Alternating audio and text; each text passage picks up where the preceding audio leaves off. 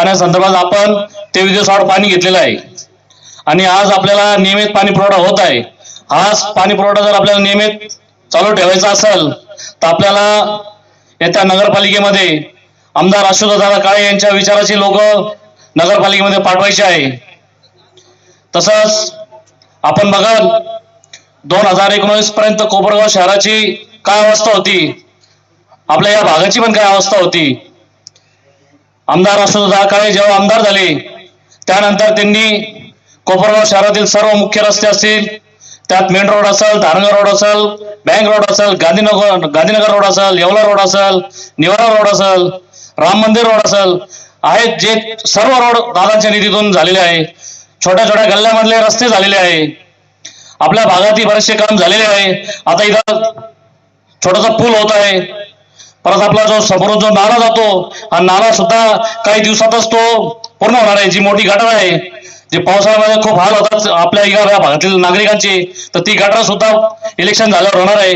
कारण की बराचसा निधीतून काम या भागात झालेले आहे आणि 14 आणि 15 या 2 वार्डासाठी जवळजवळ 2 कोटींचा निधी मंजूर झालेला आहे. त्याचे कामही पडलेले आहे.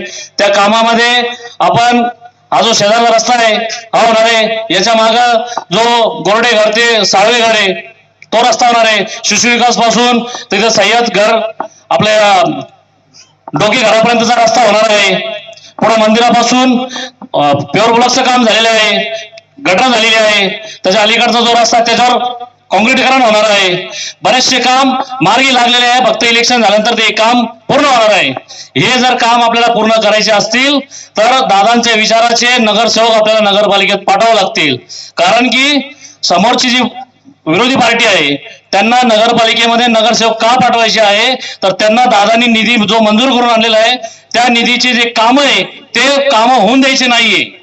त्यांचा मुख्य उद्देश फक्त दादांनी जो निधी आणलेला आहे त्या निधीचे काम झालेले पाहिजे आणि जनतेला त्रास दिला पाहिजे. आपला भाग, आपला कोपरगाव हे विकासापासून वंचित ठेवायचं आहे. कारण की आपल्याला माहित आहे का दादा एक विजन असलेले नेते आहे. त्यांच्या जोडीला जे आपले नगराध्यक्ष पदाचे उमेदवार आहे ते एक विजन असलेले नेते आहेत. त्यांचं समाजकारण आपल्या बऱ्याचशा लोकांना माहिती आहे. एकच उदाहरण देतो त्यांच्याबद्दल. एक महान व्यक्ती बऱ्याचशांनी सांगितलेले का चांगल्या माणसाची ओळख, जी चांगल्या माणसाची ओळख असते ती कशी पाठावी, तर ज्याचा कर्मचारी एकदम जुना असतो तो एकदम चांगला माणूस असतो. तर आपल्या भागातील योगेश भाऊ उपाध्ये जवळजवळ 20 ते 25 वर्षापासून त्यांच्याकडे कर्मचारी म्हणून काम करता हे आपल्या सर्वांना माहिती आहे. जर काकांचं चरित्र जर चांगलं नसतं तर असे आपल्याच भागातील कर्मचारी त्यांच्याकडे टिकले नसते. त्यांनी केव्हाच त्यांना सोडून दिलेलं असतं. पण आपण बघतो का ते आजही त्यांच्याकडेच आहे. काकांनी शाळेच्या माध्यमातून असेल, बँकेच्या माध्यमातून बऱ्याच युवकांना रोजगार निर्माण करून दिलेला आहे. तर अशा चांगल्या व्यक्ती दादांनी आपल्या नगराध्यक्ष पदासाठी दिलेले आहे.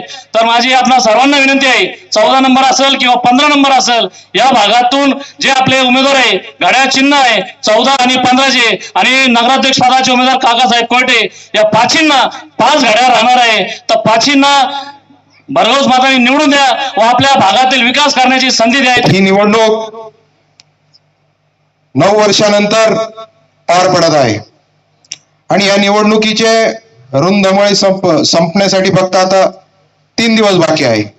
3 दिवसांनी म्हणजे 2 तारखेला जे मतदान करायचं आहे ते आपल्याला या राष्ट्रवादी काँग्रेस पार्टीच्या वतीने जे उमेदवार उभे आहेत नगराध्यक्ष पदासाठी काकासाहेब कोयटे, त्याचप्रमाणे प्रभाग क्रमांक 14 आणि 15 मध्ये जे उमेदवार आहे यांचं चिन्ह हे घड्याळ आहे आणि घड्याळ समोरील बटन दाबून आपल्याला या सर्वांना भरघोस मताने विजयी करायचं आहे. खरं तर ह्या प्रभागाचा जर विचार केला तर अनेक वर्षापासून ठराविक नगरसेवक या प्रभागातून निवडून गेले, परंतु त्यांच्या या काळामध्ये त्यांनी जो विकास करायला पाहिजे होता तो कुठलाही विकास या भागामध्ये झाला नाही. आणि म्हणून माननीय आमदार आशुतोषदादा काळे यांच्या नेतृत्वामध्ये जो पॅनल तयार झाला त्या पॅनलच्या माध्यमातून प्रभाग क्रमांक 14 आणि 15 मध्ये सर्व नवीन चेहरे, कुठलाही डाग नसलेले चेहरे या प्रभागात उमेदवारी करत आहे. या प्रभागात जसं आम्ही बघतो, माझं लहानपणीपासनं या प्रभागात येणं जाणं आहे आणि या प्रभागाची जी प्रगती व्हायला पाहिजे होती, जो विकास व्हायला पाहिजे होता, तो झाला नाही. परंतु 2019ला माननीय आमदार आशुतोष दादा काळे या कोपरगावचे आमदार झाले आणि त्यांच्या माध्यमातून आमचे हे जे आजचे उमेदवारी करत असलेले जे कोणी उमेदवार आहेत सगळे, तसेच राष्ट्रवादी काँग्रेस पार्टीचे जे पदाधिकारी आहे, त्याच्यामध्ये गणेशजी बोरुडे असतील, नवाजभाई असतील, नितीनजी साबळे असतील, सर्वच असंख्य कार्यकर्ते हे आशुतोष दादाच्या माध्यमातून या भागाची समस्या मांडायचे आणि आशुतोष दादाही त्यांची ती समस्या ऐकल्यानंतर या भागासाठी करोडोचा निधी द्यायचे.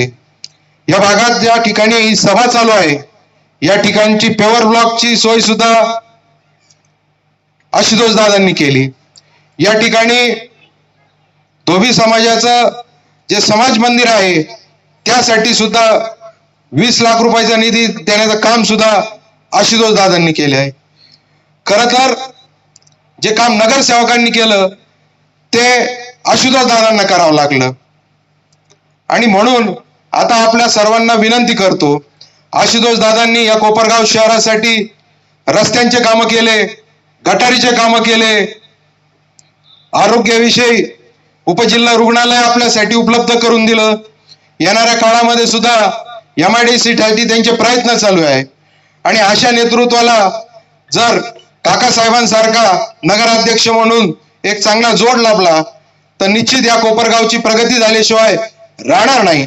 सर्वांना विनंती करतो की येणाऱ्या 2 तारखेला आपण सर्वांनी घड्याळासमोर बटनासमोरील बटन दाबून या सर्वांना विजयी करावं, एवढी आपल्या सर्वांना विनंती करतो.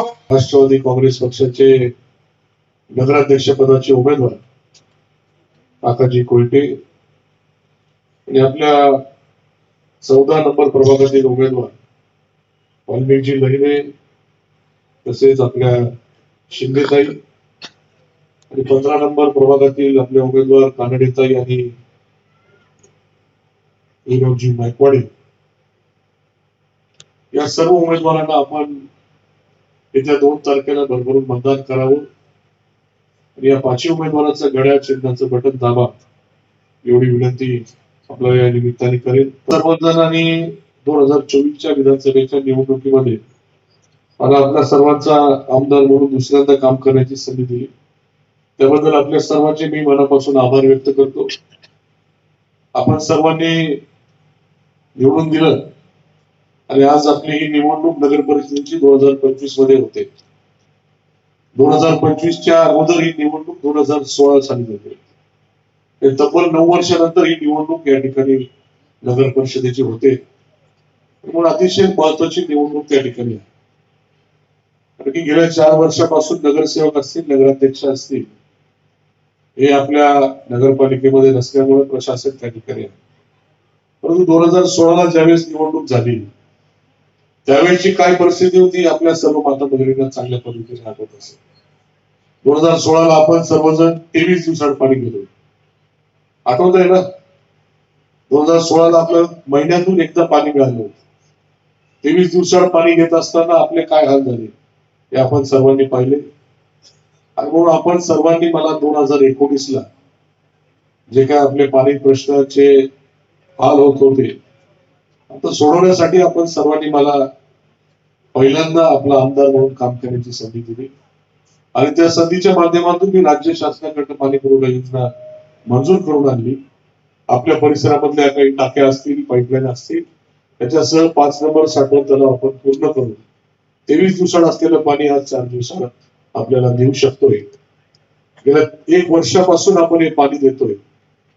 मिळतंय ना 4 दिवसानंतर? नक्की.